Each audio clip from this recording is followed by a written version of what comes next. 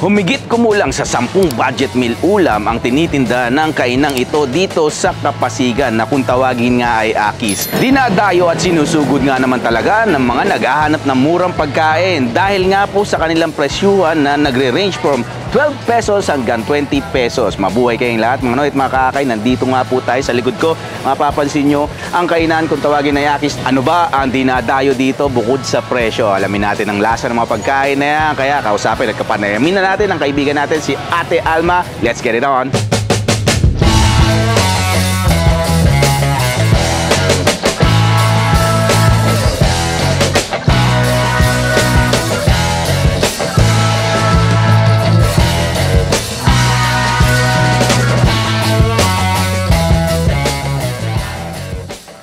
Akis ang pangalan nitong pwesto natin, ang lokasyon ngayon. Kasama natin si Ma'am Alma. Ma'am Alma, mabuhay ka. Hello. Ayan, share. Good afternoon, magandang araw sa inyo lahat. Nako, itong yung pangalan na Akis, saan ang galing ito? Actually, nung unang inopen ko kasi to, siya yung anak ko, si Aki. Okay. 2010. 10. Oo. Nung buksan ito? Oo. Ayan, ha? Matagal na kami. Since 2010 pa, pero medyo Pag ganyan-ganyan ang negosyo. kasi syempre baguhan ako, tapos walang experience, Talaga? wala akong mga ganito, up sa and karin- down, oo. Talagang super struggle. Talaga, nung inumpisa mo ito 2010, ang tinda ba ganyan nakarami kaagad? Hindi pa po. Ano pa lang noon? Apat na putahe. Ganun pa lang? Oo. Konting-konti lang talaga. Ang pwesto ko pa lang yung harapan niya. Ano lang? Actually, yung dito kasi yung dati computer shop, yung sa amin din kasi nalugi. Tapos ito iba yung may pwesto dito, may damitan, tapos yung sa harapan ako. Okay. Yung eventually, nung medyo pumunta, kinuha ko na din. Kinuha mo na rin itong pwesto na to. Ayan na. Saan yung konsepto nitong Akis? Bakit 12 pesos, 15 pesos? Hindi ka ba nahihirapan dyan, ma'am? Nung unang-una ko talagang tinayo itong kainan, since maraming mga estudyante, ang tinarget ko talaga, yung mga estudyante. Oo. Kasi, dati nung mahirap lang din kami. Naranasan ko din yung pumasok ako ng school na hindi ako nag-aalmusal. Talaga? Ang baon mo 20 pesos, tapos mamasahe ka pa. Noong una, may mga tapsi-tapsi kami. Sobrang mura lang. Sobrang mura. Nakaisip kami ng mga ganyan kasi may friend din ako na nagpatir-patir siya. Kumbaga, yung inadapt namin yung ganyan na rice toppings, mas pinamura ko siya. Ayun. Para maka-afford ng mga estudyante. Mayroon silang disenteng meal, malinis. Correct. Di ba? Yan ba, kumikita ka pa naman sa mahal na mabilihin yan? Volume. Sa volume. Kaya kailangan kami, pag nagsaserve kami, mabilisan. Oo. Kaya minsan, parang akala nyo, sobrang formal. Wala na kaming panahon na Siyempre, kailangan ma-accommodate mo lahat ng mga... kasi mga estudyante, kukulit pa naman. Oo, diba? Turo ng turo. Sorry. Pero ang gulo no? Kaya kailangan, talagang pakyawan, kumbaga. Correct. At mabilisan, talaga nga ng mga... Itong, yung parang bilog-bilog, anong tawag dyan?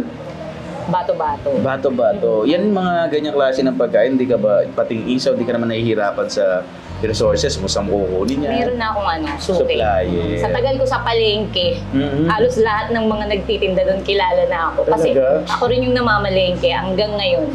Dati, nagsimula ako namamalengke, ako nagluluto, ako taga-serve. Tapos meron lang akong isang taga-hugas at tutulong sa akin. Tapos naging dalawa kami, tapos naging tatlo, hanggang sa Pero hanggang ngayon, dahil ako pa rin yung namamalengke, nag-aano sa pamalengke. Meron ako mga katulong actually ngayon kasi sobrang dami. Dami na. Ilan po tayo ngayon niluluto, ma'am? Siguro may siguro mga 20. Ang dami pala. Oo. Kasama na yung sesta. Oo, meron pang yung mga inihaw pa kami. Tsaka may ulam ka pang ganyan, Siguro matanong ko na lang, Mama Alma, sa haba ng panahon na pagtitinda mo, ano naman ang naidulot sa buhay natin, yung pagninegosyo ng ganito? Malaki. Talaga? Sobrang grateful ako. Ayun ang masarap ringgan. Kasi lola ko din dati, nagtitinda-tinda. Kaya medyo yun din yung sa akin. Kumbaga parang naipamana niya. nagtitinda-tinda siya ng mga almusal, merienda, Correct. ganyan. Parang yun na rin yung naging buhay ko. Parang nandun yung ano na. Ayun na. Panghuli na lang, ma'am. Saan ang lokasyon nitong piece? Dito po kami sa number 8, Alcalde Jose Street, Kapasigan. Barangay Kapasigan, Pasig City. At anong oras tayo nagbubukas? 24 hours po kami open, wala pong tulugan. Naku. Ayan. Pwede sila bumisita. Anytime, pwede kayo pumunta. Ayan. Basta gusto nyo kumain, nagutom kayo. Kahit na konti lang ang budget nyo, sigurado mabubusog kayo. At hindi kayo madidismaya.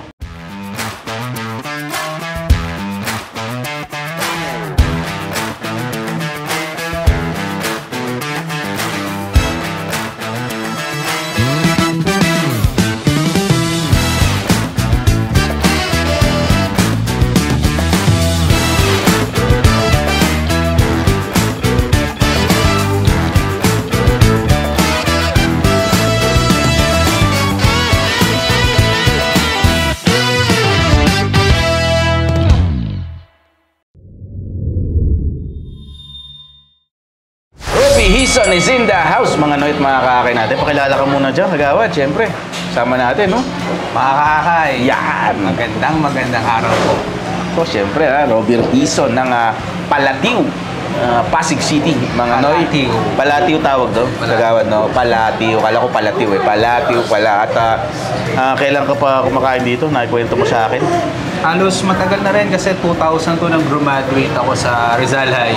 Naku. Then after nun dito ako sa may PLP, halos malapit lang Oh, talaga. tapos kumakain ka na dito? Yes, kaya dito rin ang takbuhan kasi mura siya. Yung presyo nito, kagawad, di nagbago, Hindi nagbago. Yung pa rin hanggang ngayon, ha? Ito nga po yung mga pagkain natin na ang presyuhan, 10 peso, 12 pesos ang pinakamababa dito.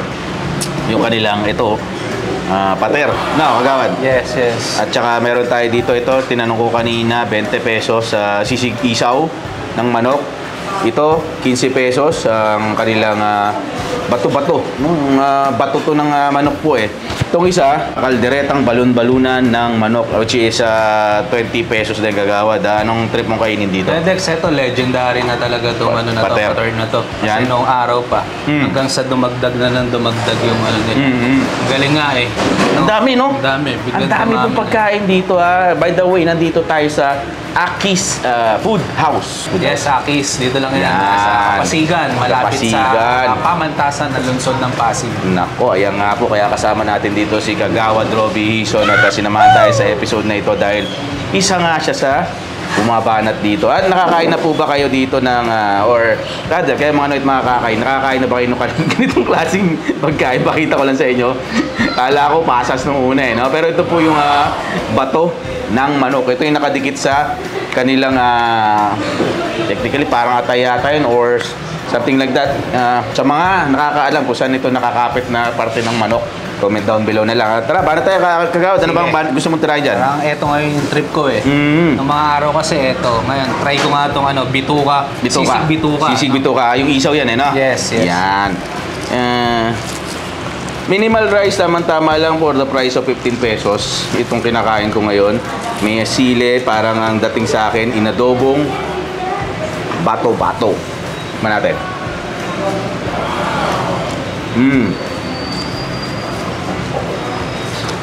Very budget friendly. 20 pesos yung kinakain ni Kagawad na yan. Kaya? Pwesto rin Parang sisig talaga. Parang sisig talaga. Ito, masasabi ko for the price ng bentahan nila since way back then at hindi nagtaas ng presyo. Something na worth to eat para sa mga nagtitipid, no? Hindi naman sa nagtitipid, kagaya po ng mga karamihan na napansin namin dito kumakain, no? Talagang dinudumog ang daming tao. Mga estudyante ito, Kagawad, no? Yes. Anong school? Pamantasan ng lungsod ng Pasig. Ayun. Siyempre, budget meal. So, talagang ito yung pinipilahan dito. Kaya nga. Siyempre, 12 itong nasa harap ni Kagawad na pater. Kung meron ka 12 pesos, makakakain ka na ng, we can say, decent meal na, Kagawad, no? Yes, yes. Decent yung pagkain na. Hindi ka nalugi.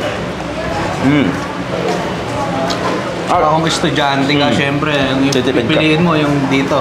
Matipid. May mga, minsan may mga projects ka pang pinagagastusan. Tama. Ayan, ha? Oh. Sarap pa. Panalo. In the way, kaya ang daming taong kumakain, mura, hindi ka malasa. Hindi ka na parang talo. Kanina, nakita ko itong kagaw dahil hindi ka makapasok doon sa ano no? Ano na? Ang siksik ng tao. Ay, sisimip-sinip ka na lang, tapos ikaw na sigaw. Sentro rin kasi itong Kapasigan. Ay, ito. Kaya talagang madami talagang Saan nga pala address ito, kagawad? Itong Akis? Barangay Kapasigan siya. Makikita to? Yes. Ayun. Ito, sentro tong lugar na to. Yeah, sentro, gitnang-gitna. Ay Ayan. malapit sa church. Nandiyan ang PCCH, yung Pasig City General Hospital natin. Ayun. Yes, nandiyan yung katabi. Yung church dito, ano ba yung nasa likod nating kampanya? Immaculada. Yan yung Immaculate Conception Cathedral. Makapasok ako dyan, kagawad. Ganda ng loob, no? Ganda. Sobrang ganda ng loob po nung cathedral na yan. Galing. Tsaka na pa-reserve nila, kuya, di ba? Correct. Kita. Talagang grabe. Sa mga gagandang syudad, siyempre kasama, kagawad, Robbie Hizon. Ayan, ako. Siyempre maraming salamat sa mga nakasama natin dito sa Akis Food House. Yung buong team, crew ng nagluluto, nagsaserve, no? Shoutout ko lang sa atin nagtitinda ng mga palamig. Pagdating ko dito, tuwing dadaan po ako dito, lagi ako napapainom ng kanyang mga red iced tea. Ang sarap, solid. Ayan, bukan ko lang itong kumain tayo nito eh. Para matikman natin. Kagad, tikman mo naman yung pater. Okay nga. Ito ngayon, wala uli matitikman uli. Balubalunan. Kaldereta. Ayun. Parang style ng luto nito, Kuya Dex, yung parang adobo na siya, no? Itong ganito, no? Tama. Tinutuyo. Kaya gigimpek. Naku, bumabalik sa panahon na siya'y nag-aaral pa. Masarap. Yan, naku. Napakuha pa ako dito. Popcam na lang namin ubusin to. Muna tayo tubig. At syempre, bago tayo magpaalam, bigyan ko ng time si Kagawad. May babatiin kaya ito, Kagawad. Bala ka muna. Syempre, nagpapasalamat lang tayo, no? Sa dito, lalo na sa Barangay Kapasigan, no, na talagang yung sentro nga ng kainan, ng mga establishment, kasama ng mga, nandiyan, magkakadikit lang yung church natin dito, yung Pasig Children's Hospital at Pamantasan ng Lungsod ng Pasig. Yes. No? Thank you very much. At sa mga kabarangay mo sa Palatio, no? Mga dahil nanonood sa'yo. Siyempre sa mga kabarangay ko dyan, sa Barangay Palatio, no? Yan. Andito lang po tayo, inyong kaakay, Yan. Kaakay Robbie Hizon. Sama po natin sa Akay Luzon, no? Food Tourism and Adventure, si Kagawad Robbie Hizon. Yan nga po yung sinasabi natin kung bakit kami voluntary sumusuporta sa Akay Luzon. It's because tunay at galing sa pusong pagtulong. Ayan po, mabuhay kayong lahat. Maraming salamat naman. Sinamahan nyo kami sa episode na ito. Siyempre, sana nagustuhan nyo at mabisita nyo itong Akis Food House. Dito po yan sa Kapasigan na God bless you all. Ako po ang likod, Kuya Dex, kasama si Kagawad Robbie Hizon. Ayan, bigyan natin pagmamahal, Kagawad. Bye! Bye.